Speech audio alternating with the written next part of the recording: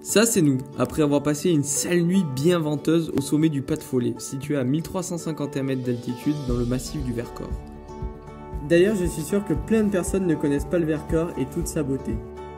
Pourtant, c'est des gorges à couper le souffle, des grottes, des sommets montagneux, d'ailleurs plutôt de type penché pour certains, on va pas se le cacher, des routes escarpées, mais surtout de la neige en hiver, beaucoup de neige pour faire un max de bêtises. Des bêtises, ils en ont déjà un sacré paquet, et avec tout ce qui arrive prochainement, je crois qu'ils sont pas prêts. Non, en vrai, cette fois, ça sera un peu plus calme. On voulait juste vous partager un superbe moment vécu à deux après être parti en soirée, repas du soir dans l'estomac.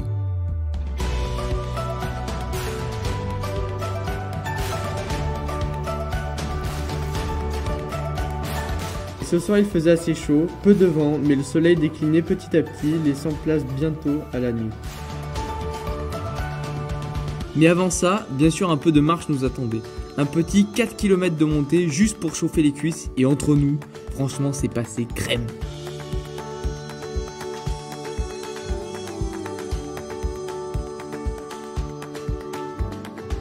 Oui, surtout que c'était pas raide, et le décor qui nous accompagnait était vraiment très sympathique.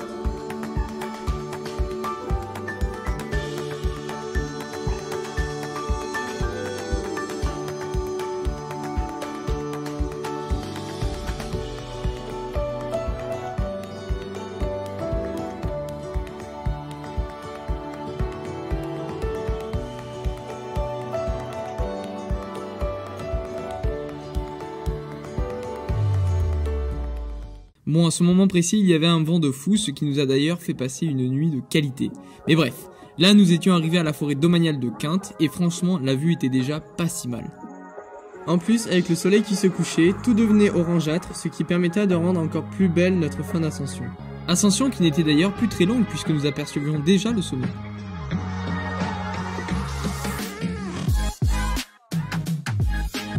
Maintenant, nous étions sur la plus belle partie. Entre forêt et arête, c'était vraiment superbe, plus personne pour nous déranger. Non, t'inquiète, on sera dérangé un peu plus tard de façon beaucoup trop excessive. Un peu comme si au final, tout devait se mériter. Et c'est vrai que vu ce qui nous attendait le matin, je comprends mieux.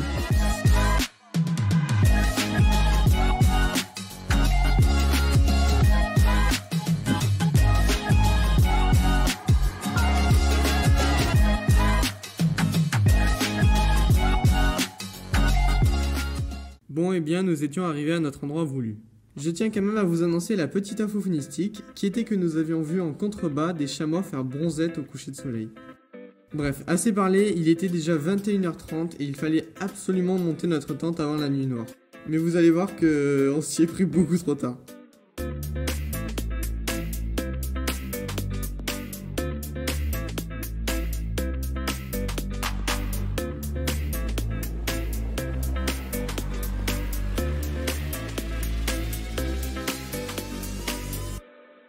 Une fois sur pied et attaché bien comme il se doit, à cause des grosses rafales de vent qui semblaient se renforcer de plus en plus, nous allions pouvoir commencer à installer tout à l'intérieur, dont, le plus important, les matelas gonflables. Et oui, même ici, le confort n'est pas à négliger.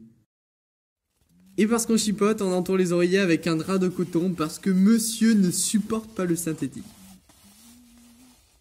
Bon, nous voilà parés dans la tente. Bon, il y a pas mal de vent, bon voilà, comme par hasard, il n'y en a pas. Il y a pas mal de vent, du coup ça fait trembloter un peu la tente. Bon, on verra bien si on se réveille à cause de ça dans la nuit. Ah ben. Là on voit, vous pouvez voir ma montre qui est dans la... On peut voir la montre. Bon, on verra bien comment on dort avec ça. Ça fait pas mal de bruit, bon, on verra bien. Et on se retrouve du coup demain. Allez, bonne nuit.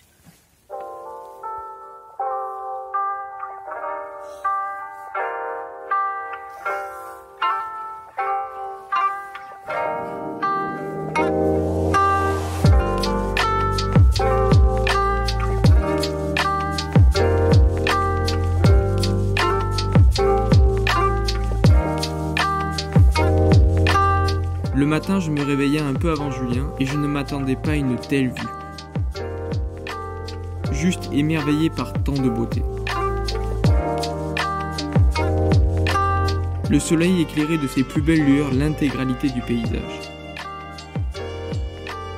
Nous avons fait beaucoup de bivouac, de randonnées, mais celle-ci est vraiment un cran au-dessus. Il faut le voir pour le croire.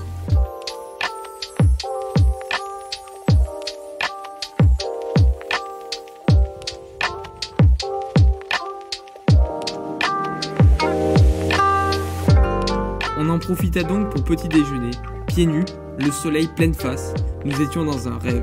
Personne nous dérangeait, simplement la douce chanson de Dame Nature.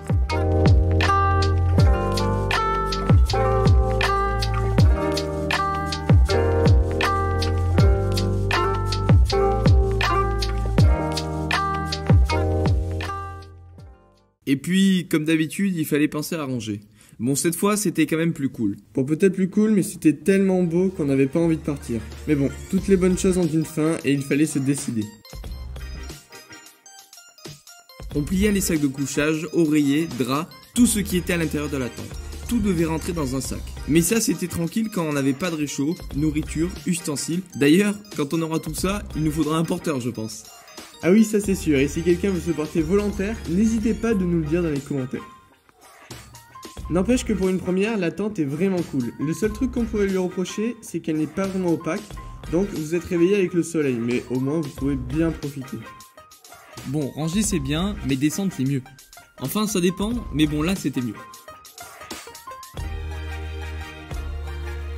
Oui, malheureusement, on a dû quitter les hauteurs pour retrouver la vallée et sa forêt. En tout cas, c'était bien cool. La végétation était magnifique, éclairée par le soleil et égayée par une multitude de papillons et d'insectes en tout genre. Visiblement, ça a égayé Nico aussi.